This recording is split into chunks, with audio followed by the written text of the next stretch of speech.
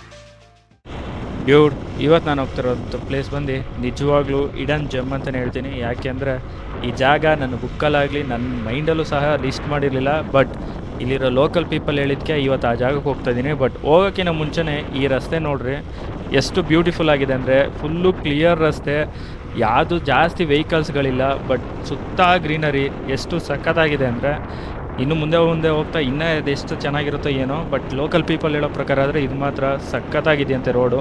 ಬನ್ನಿ ಹೋಗೋಣ. Guys, usually ನಾನು ಮೋಟೋ ವ್ಲಾಗ್ ಮಾಡಲ್ಲ. ಯಾಕೆಂದರೆ ನಾನು ಯಾವುದೋ ಒಂದು ಪ್ಲೇಸ್ಗೆ ಹೋಗ್ತೀನಿ ಅಂದರೆ ಆ ಪ್ಲೇಸ್ ಬಗ್ಗೆ ಎಕ್ಸ್ಪ್ಲೋರ್ ಮಾಡ್ತೀನಿ, ಆ ವಿಷಯನ ತಿಳಿಸ್ಕೊಡ್ತೀನಿ. ಬಟ್ ಇವತ್ತೇನಕ್ಕೆ ಮೋಟೋ ವ್ಲಾಗ್ ಮಾಡ್ತಾಯಿದ್ದೀನಿ ಅಂದರೆ, ಈ ರಸ್ತೆ ಇದೆಯಲ್ಲ ಸೂಪರಾಗಿದೆ. ಆ್ಯಕ್ಚುಲಿ ನಾನು ಈ ರೋಡಲ್ಲಿ ಇದೇ ಫಸ್ಟ್ ಟೈಮ್ ಹೋಗ್ತಾ ಇರೋದು. ನಾನು ಈ ರೋಡ್ಗೆ ಯಾವತ್ತೂ ಬಂದಿಲ್ಲ. ಈವನ್ ಟ್ರಿಪ್ ಮಾಡಿದಾಗ, ಟೂರ್ಗಳು ಬಂದಾಗೂ ಸಹ ಈ ಜಾಗ ಬಂದಿರಲಿಲ್ಲ. ಮಾತ್ರ ಸಖತ್ತಾಗಿದೆ ಈ ಜಾಗ. ನೋಡ್ತಾ ಇರ್ಬೋದು ಸುತ್ತ ಏನಂದರೆ ಬೆಟ್ಟ ಗುಡ್ಡಗಳೇ, ಫುಲ್ಲು ಗ್ರೀನರಿ. ಅದು ಅಲ್ಲದೆ ರೋಡ್ ಮಾತ್ರ ಸೂಪರ್ ಆಗಿದೆ. ಆ್ಯಕ್ಚುಲಿ ಯಾರಾದರೂ ಒಳ್ಳೊಳ್ಳೆ ಬೈಕಲ್ಲಿ ಇಟ್ಕೊಂಡು ಈ ರೋಡಿಗೆ ಬಂದರೆ ಅವ್ರಿಗೆ ಈ ರೋಡಲ್ಲಿ ಸಿಗೋ ಎಕ್ಸ್ಪೀರಿಯೆನ್ಸು ಆ್ಯಕ್ಚುಲಿ ಇನ್ಯಾವ ರೋಡಲ್ಲೂ ಸಿಗಲ್ವೇನೋ, ಅಷ್ಟು ಸೂಪರ್ ಆಗೈತೆ ರೋಡು. ಇವಾಗ ನೀವೇ ನೋಡ್ತಿದ್ದೀರಲ್ಲ ಸುತ್ತ ಎಷ್ಟೆಷ್ಟು ದೊಡ್ಡ ಮರಗಳೈತೆ ಅಂತ. ನನಗಂತೂ ಆ್ಯಕ್ಚುಲಿ ಮೋಟೋ ವ್ಲಾಗ್ ಮಾಡ್ತಿರೋದು ತುಂಬ ಚೆನ್ನಾಗೈತೆ. ಬಟ್ ನೋಡೋಣ ಮುಂದೆ ಹಂಗೆ ಆಗ್ತಾ ಮೋಟೋ ವ್ಲಾಗ್ ಆದರೂ ಮಾಡ್ಬೋದು. ಸೊ ಇದು ಒಂಥರ ಎಕ್ಸ್ಪೀರಿಯೆನ್ಸು. ಬಟ್ ನೆಕ್ಸ್ಟ್ ಲೆವೆಲ್ ಇದೆ ಮಾತ್ರ ರೋಡು. ಡ್ಯೂಡ್, ಆ್ಯಕ್ಚುಲಿ ಆ ಅಣ್ಣ ಏನು ಹೇಳಿದ್ರು ಅದಕ್ಕಿಂತ 10 ಪಟ್ಟು ಸಖತ್ತಾಗೈತೆ ರೋಡು. ಯಪ್ಪ ಏನು ಸೈಕಾಗೈತೆ ಗುರು ರೋಡು. ನೋಡ್ರಿ ಎಲ್ಲ ಎಷ್ಟು ದೊಡ್ಡ ಮರಗಳು, ಸುಮಾರು 100 ವರ್ಷ ಇರ್ಬೋದು ಆ ಮರಗಳಿಗೆ. ಮಾತ್ರ ಇಷ್ಟು ಬಿಸಿಲು ಥರ ಕಾಣಿಸ್ತಿದೆ ತಾನೆ. ಬಟ್ ಸಖತ್ ಗಾಳಿ ಇದೆ, ಸಖತ್ ತಂಪಾಗೈತೆ ಮಾತ್ರ ಜಾಗ. ವಾವ್, ನಾನು ನಿಜವಾಗ್ಲೂ ಅನ್ಕೊಂಡಿರ್ಲಿಲ್ಲ ಈ ರೋಡ್ ಇಷ್ಟು ಸೂಪರ್ ಆಗಿರುತ್ತೆ ಆ್ಯಂಡ್ ಇದು ಎಕ್ಸ್ಪೀರಿಯನ್ಸ್ ಇಷ್ಟು ಚೆನ್ನಾಗಿರುತ್ತೆ ಅಂತ. ಮಾತ್ರ ಕ್ರೇಜಿ ಆಗೈತೆ ಹೇಳ್ಬೇಕಂದ್ರೆ. ಏನು ಇವ್ನು ಹೊಗ್ಳುತ್ತವನೆ ಅಂತ ಅನ್ಕೊಳಕ್ ಹೋಗ್ಬೇಡ್ರಿ. ನೀವೇನಾದ್ರೂ ಈ ರೋಡಿಗೆ ಬಂದರೆ ನಿಮಗೂ ಆ ಫೀಲ್ ಕೊಟ್ಟೇ ಕೊಡುತ್ತೆ. ಯಾಕೆಂದ್ರೆ ಒಬ್ಬನೂ ಇಲ್ಲ ಗಾಯ್ಸ್ ಈ ರೋಡಲ್ಲಿ. ಜಸ್ಟ್ ನಾನೊಬ್ಬ, ಏನೋ ಅಪರೂಪಕ್ಕೆ ಒಂದೊಂದು ಗಾಡಿ ಬರ್ಬೋದು ಬಿಟ್ರೆ ಯಾರೂ ಇರಲ್ಲ. ರೋಡು ಮಾತ್ರ ಚೆನ್ನಾಗೈತೆ. ಆ್ಯಂಡ್ ಅದ್ರ ಜೊತೆಗೆ ಸುತ್ತ ಇವಾಗ ಏನು ನೋಡ್ತಿದ್ದೀರೋ ಇದು ಫುಲ್ಲು ಕಾಡು. ಇದು ಆ್ಯಕ್ಚುಲಿ ಎಲ್ಲ ಬಂದು ಶರಾವತಿ ಕಾಡಂತೆ. ಬಟ್ ಮಾತ್ರ ನೆಕ್ಸ್ಟ್ ಲೆವೆಲ್ ಐತೆ. ಆ್ಯಂಡ್ ನನಗಂತೂ ತುಂಬ ಖುಷಿ ಆಯಿತು. ಆ್ಯಕ್ಚುಲಿ ನಾನೇನಾದ್ರು ನೆಕ್ಸ್ಟ್ ಟೈಮ್ ಮುರುಡೇಶ್ವರ ಬರಬೇಕು ಅಂದ್ಕೊಂಡ್ರೆ ಖಂಡಿತವಾಗ್ಲೂ ಇದೇ ರೋಡಲ್ಲಿ ಬರ್ತೀನಿ. ಆ್ಯಕ್ಚುಲಿ ಈ ರೋಡ್ ಡೈರೆಕ್ಟಾಗಿ ಹೋಗಿ ಎಲ್ಲಿ ತಲುಪ್ತದೆ ಅಂದರೆ ಶಿರ್ಸಿಗೆ ಹೋಗುತ್ತೆ. ನೆಕ್ಸ್ಟ್ ಟೈಮ್ ಏನೋ ನಾನು ಅದೇ ಮುರುಡೇಶ್ವರ ಕಡೆ ಹೋಗ್ಬೇಕಂದ್ರೆ ಖಂಡಿತವಾಗ್ಲೂ ಇದೇ ರೋಡಲ್ಲಿ ಬರ್ತೀನಿ. ಏನು ಸಕ್ಕತ್ತಾಗೈತೆ ರೋಡ್ ಹೇಳ್ರಿ. ಬಾಬಾ ನೀರು ಇದೆಯಲ್ಲ, ಸಣ್ಣಕ್ಕ ಗ್ರೀನ್ ಇದೆಯಾ? ಫುಲ್ಲು ಗ್ರೀನ್ ಇದೆ ಅಲ್ಲ. ಪಾಂಡವರ ಕಾಲದಂತ ಇದು, ಹಳೆ ಕಾಲದ್ದು. ಪೂಜಾರಿಗಳು ಇರ್ತಾರೆ, ಯಾರು ಇರಲ್ವ? ಅವರಲ್ಲೇ. ಸರಿ.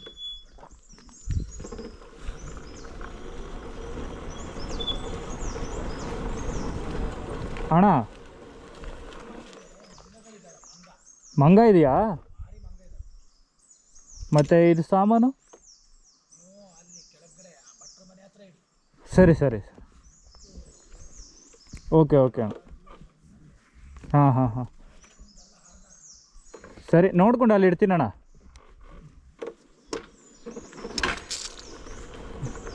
ಗಾಯ್ಸ್ ಆ್ಯಕ್ಚುಲಿ ನೋಡ್ರಿ, ಈ ಗಾಡೀಲಿ ಆಫ್ ರೋಡಿಂಗು ಫುಲ್ಲು ಧೂಳು.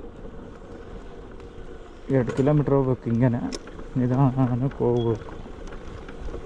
ನನ್ನೊಂದು ಕುದುರೆ ಇತ್ತು, ಕುದುರೆ ಮೀನ್ಸ್ ಎಕ್ಸ್ಪಲ್ಸ್. ಆ ಗಾಡಿ ಇದ್ದಿದ್ದರೆ ಮಾತ್ರ ನೆಕ್ಸ್ಟ್ ಲೆವೆಲ್.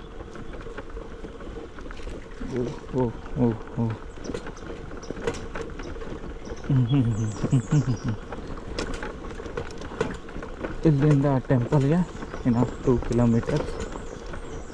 ಅಲ್ಲಿಗೆ ಹೋಗ್ಬಿಟ್ಟು ಶಿಸ್ತಾಗಿ ನೋಡ್ಕೊಂಡು ಹಂಗೆ ಸಂಜೆಯೊಳಗೆ again I have to go that beach road. ಯಾಕಂದರೆ ಅಲ್ಲಿ ನನ್ನ ಪ್ಲೇಸ್ ಇದೆ, ಇದೊಂದು ಪ್ಲೇಸ್, ಅಲ್ಲಿಗೆ ಹೋಗಬೇಕು. ಬಟ್ ಈ ಕಾಡು ಇದೆಯಲ್ಲ ಸಖತ್ತಾಗಿದೆ ಮಾತ್ರ ಗುರು. ಹೇಳ್ಬೇಕಂದ್ರೆ ಆ್ಯಕ್ಚುಲಿ ನಾನು ಈ ರೋಡ್ಗೆ ಯಾವತ್ತೂ ಬಂದಿರಲಿಲ್ಲ. ಈ ಜೋಗ್ ರೋಡು ಅಂದರೆ ಶರಾವತಿ ಕಾಡು ರೋಡ್ಗೆ ಯಾವತ್ತೂ ಬಂದಿಲ್ಲ. ಯಾರೆಲ್ಲ ಏನೋ ಈ ಕಡೆ ಗೋಕರ್ಣ, ಮುರುಡೇಶ್ವರ ಹೋಗ್ಬೇಕಂದಾಗ ಏನು ಇದು ಶಿವಮೊಗ್ಗ ಜೋಗ್ ರೋಡು ಇದೆಯಾ, ಆ ರೋಡಲ್ಲಿ ಹೋದರೆ ಶರಾವತಿ ರೋಡ್ ಬರುತ್ತೆ. ಆ ಶರಾವತಿ ಕಾಡು ರೋಡಲ್ಲಿ ಬಂದರೆ ಸೀದಾ ಭಟ್ಕಳದಿಂದ ಮುರುಡೇಶ್ವರ ಹಂಗೆ ಹೋಗ್ಬೋದು. ಬಟ್ ಈ ರೋಡಲ್ಲಿ ಹೋಗಿ ಮಾತ್ರ ನಿಮ್ಗೊಂಥರ ಕ್ರೇಜಿ ಎಕ್ಸ್ಪೀರಿಯೆನ್ಸ್ ಕೊಡುತ್ತೆ. ಸಕ್ಕತ್ತಾಗೈತೆ ಕಾಡು ಮಾತ್ರ, ಸೂಪರಾಗೈತೆ. ಎಲ್ಲ 100 ವರ್ಷ, ನನಗೆ ಗೊತ್ತಿರಂಗೆ 100 ಏನು 1000 ವರ್ಷದ ಮರಗಳು ಇರ್ಬೋದು. ಎಲ್ಲ ನೋಡ್ರಿ ಹೆಂಗೈತೆ. ಇಲ್ಲಿ ನೋಡ್ರಿ, ಇಲ್ಲಿ ಸೆಂಟ್ರಲ್ಲಿರೋ ಮರ ಸಖತ್ ಕ್ರೇಜಿ ಆಗೈತೆ. ನಾನು ಆ್ಯಕ್ಚುಲಿ ನಾರ್ಮಲ್ ವ್ಲಾಗ್ ಮಾಡಬೇಕು, ಆದರೆ ಈಗ 2 ನಿಮಿಷದ ಗಟ್ಟಲೆ ಏನಾಗುತ್ತೆ ಹೇಳ್ರಿ, ಮೋಟೋ ವ್ಲಾಗ್. ಇರಲಿ ಬನ್ನಿ, ಎಂಟರ್ಟೈನ್ಮೆಂಟ್ ಅಷ್ಟೇ ಇಂಪಾರ್ಟೆಂಟ್. ವಿಷಯ ತಲುಪಿಸ್ಬೇಕು, ಇನ್ಫಾರ್ಮೇಷನ್ ಕೊಡಬೇಕು.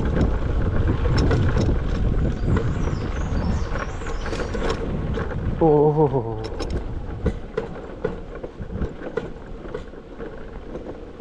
ಅರೆ ಸಾಹಸಗಳನ್ನು ಮಾಡಿಕೊಂಡು ನಾವು ಹೋಗ್ತಿರುವೆ. ಅಯ್ಯಪ್ಪ, ಅದು ಆ ಕಡೆಗೆ ಹೋಗುತ್ತೆ, ನಾವು ಈ ಕಡೆಗೆ ಹೋಗ್ಬೇಕು ಅಂದ್ಕೊಂಡಿದ್ದೀನಿ. ಆಮೇಲೆ ಎಡವಟ್ ಆಗೋದು ಅಲ್ಲಿ ಮುಂದಕ್ಕೆ ಹೋದ್ಮೇಲೆ. ಇಲ್ಲ, ಕರೆಕ್ಟ್ ಇದೆ ರೋಡು. ಕೋತಿಗಳ ಕಾಟ ಬೇರೆ ಜಾಸ್ತಿ ಅಂತ ಇಲ್ಲಿ, ಏನು ಮಾಡೋದೋ ಗೊತ್ತಿಲ್ಲ.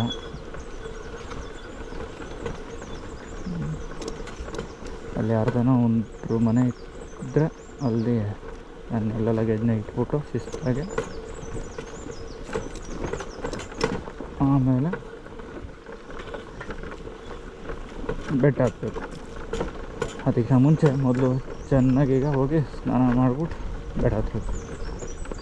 ಯಾಕಂದರೆ ನೆನೆ ತಿನ್ನಲ್ಲ, ಏನು ಚಿಕನ್ ರೈಸ್. ಅದಕ್ಕೆ ಇದು ಯಾವುದೋ ಒಂದು ಆಫ್ ರೋಡ್ ಐತೆ.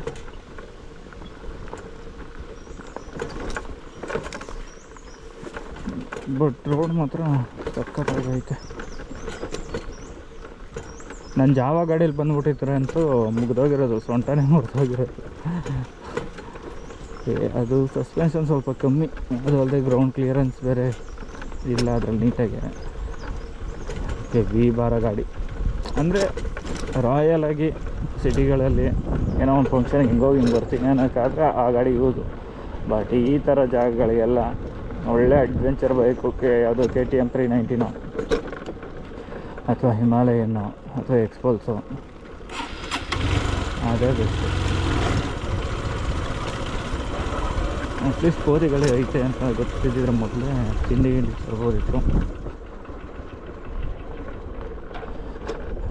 ಏನು ಗುರು, ಫುಲ್ ಕಾರ್ ಸೆಂಟ್ರಲ್ ಇದೀನಿ ಗಾಯ್ಸ್.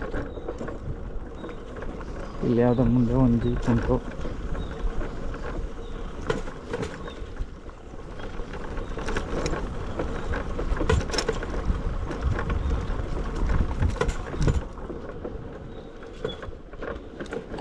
ಏನೇನಿಲ್ಲ ಅಡ್ವೆಂಚರ್ಸ್. ಮೇ ಬಿ ಇದೆ ನಂದು ಫಸ್ಟ್ ಅಡ್ವೆಂಚರ್ ಈಗ ಈ ಎಂಟೈರ್ ಸೀರೀಸಲ್ಲಿ.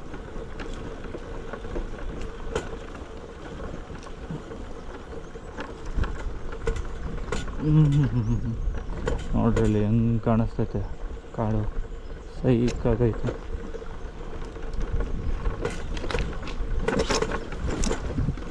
ಎಂದೆಂದೂ ನಿನ್ನನ್ನು ಮರೆತು ಬದುಕಲಾರೆ, ಇನ್ನೆಂದೂ ನಿನ್ನನ್ನು ಅಗಲಿ ನಾನೇ ಬರಲಾರೆ. ಒಂದು ಕ್ಷಣ ಇನ್ನೊಂದರು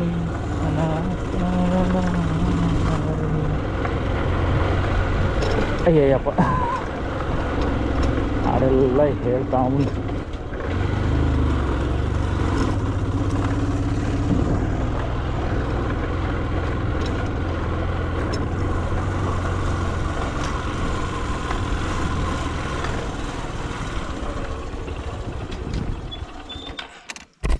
ಅಣ್ಣ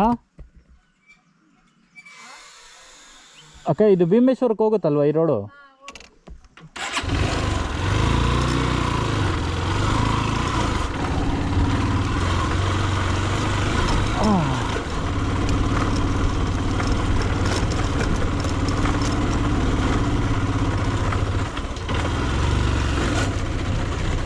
ರೋಡ್ ಮೇ ಬಿ ಇದೆ, ಯಾಕೆಂದರೆ ಜೀಪ್ ಕರ್ಕೊಂಡೋಗ್ಬಿಡುತ್ತೆ. ಹಾಗೇನು ಜೀಪ್ ಹೋಗೋಷ್ಟು ಜಾಗನೇ ಇಲ್ಲ. ಇದೇ ರೋಡ್ ಇದು.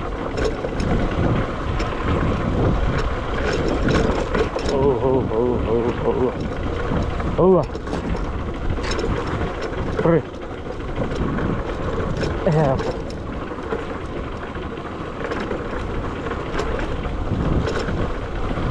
ಈ ಪಾರ್ಟಿ ಲಗೇಜ್ ಹಾಕ್ಕೊಂಡು ನಾನು ಬೇರೆ ಈ ಪಾರ್ಟಿ ಇದ್ದೀನಿ, ಅದರಲ್ಲಿ ಈ ಚಿಕ್ಕ ಗಾಡೀಲಿ ಹಿಂಗೆ ಹೋಗ್ತಾ ಇದ್ದೀನಿ. ಬೆಳಗ್ಗೆ ಒಂಚೂರು ನೀರು ಕುಡಿದೋದು, ಇನ್ನೂ ಏನೂ ಕುಡಿದಿಲ್ಲ. ನೀರು ಗೀರು ಏನಿಲ್ಲ. ಅಲ್ಲೋಗಿ ಎಲ್ಲ ಊಟ ಸಿಗೋದು ಡೌಟಲ್ಲಿ.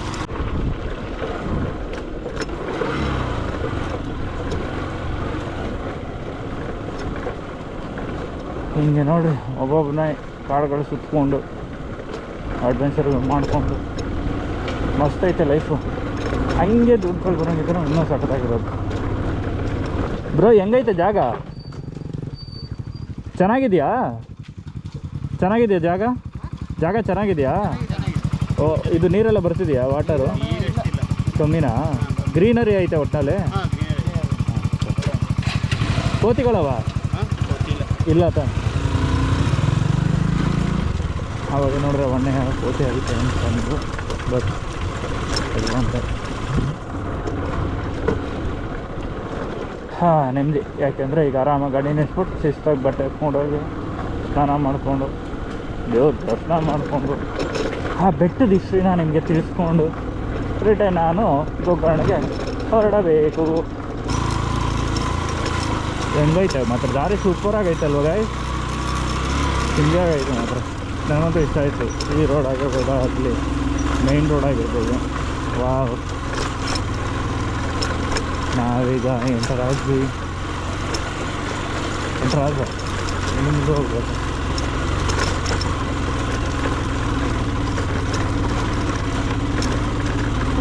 ಬೆಂಗಳೂರು ಅನ್ಸುತ್ತೆ.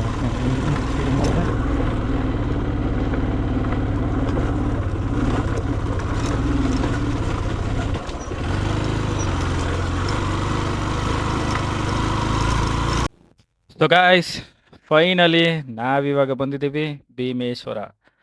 ಓಹೋ, ಕೋತಿಗಳಿಲ್ಲ, ಬಟ್ ಬಿಸಿಲು ಮಾತ್ರ ಸರಿಯಾಗದೆ.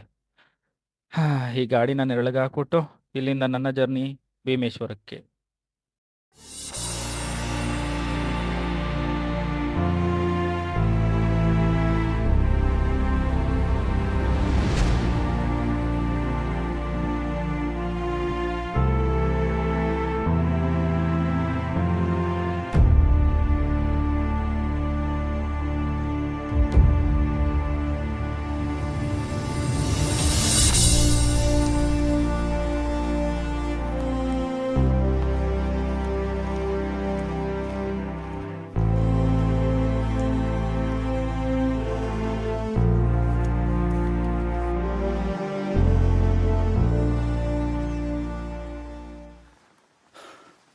ಗೈಸ್, ಆ್ಯಕ್ಚುಲಿ ಕ್ರೇಜಿ ಆಗೈತೆ ಈ ಟ್ರಕ್ ಮಾತ್ರ.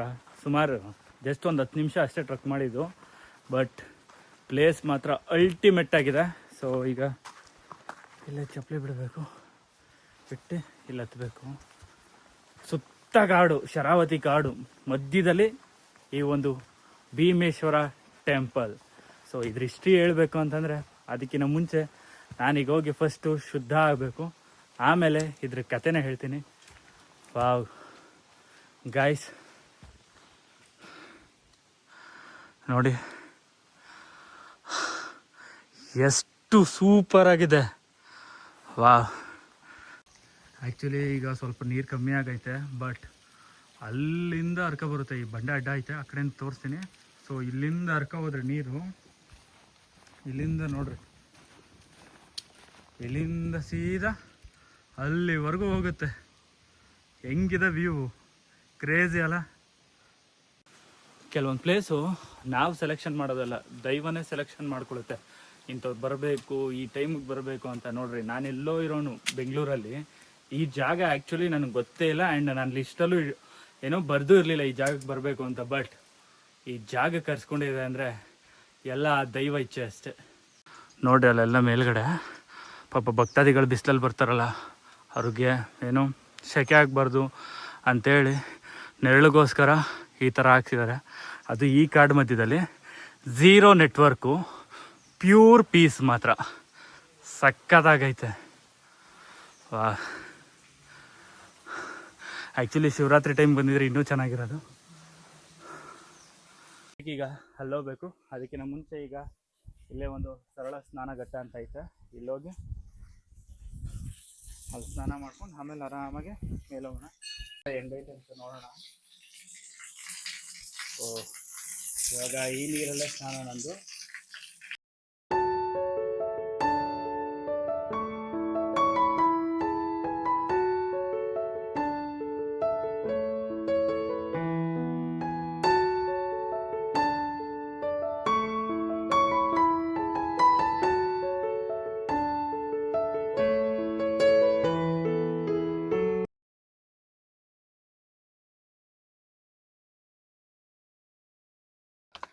ಫೈನಲಿ ಸ್ನಾನ ಮಾಡಿಕೊಂಡು ನೀಟಾಗಿ ಫ್ರೆಶಪ್ ಆಗಿ ಈಗ ಬೆಟ್ಟ ಹತ್ತನ ಬನ್ನಿ.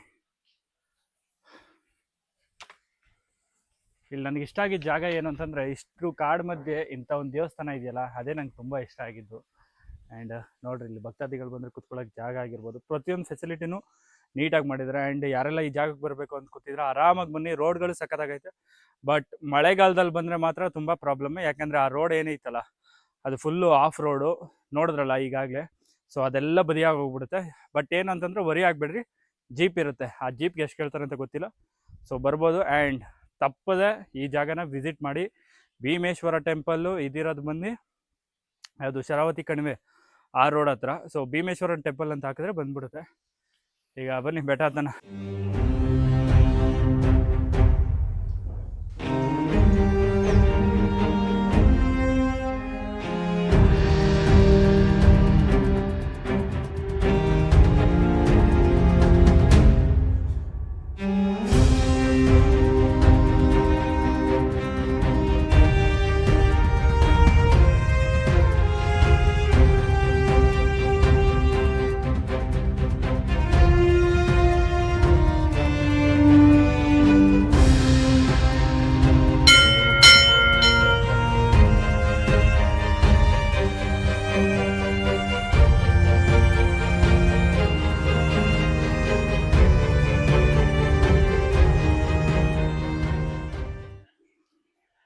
ಈ ಜಾಗದ ವಿಷಯ ಹೇಳ್ಬೇಕಂದ್ರೆ, ಈ ದೇವಸ್ಥಾನ ಬಂದು ಮಹಾಭಾರತ ಕಾಲ ಟೈಮ್ದು. ಅವಾಗ ಏನು ಪಾಂಡವರೆಲ್ಲ ವನವಾಸಕ್ಕೆ ಬಂದಿರ್ತಾರೆ, ಆ ಟೈಮಲ್ಲಿ ಈ ಜಾಗಕ್ಕೆ ಬರ್ತಾರೆ. ಈ ಜಾಗಕ್ಕೆ ಬಂದ್ಮೇಲೆ ಭೀಮ ಆ ಲಿಂಗವನ್ನ ಪ್ರತಿಷ್ಠಾಪನೆ ಮಾಡ್ತಾನೆ. ಅದಾದ್ಮೇಲೆ ಅದಕ್ಕೆ ಪೂಜೆ ಮಾಡುವಂಥದ್ದು ಯಧಿಸ್ತೀರ.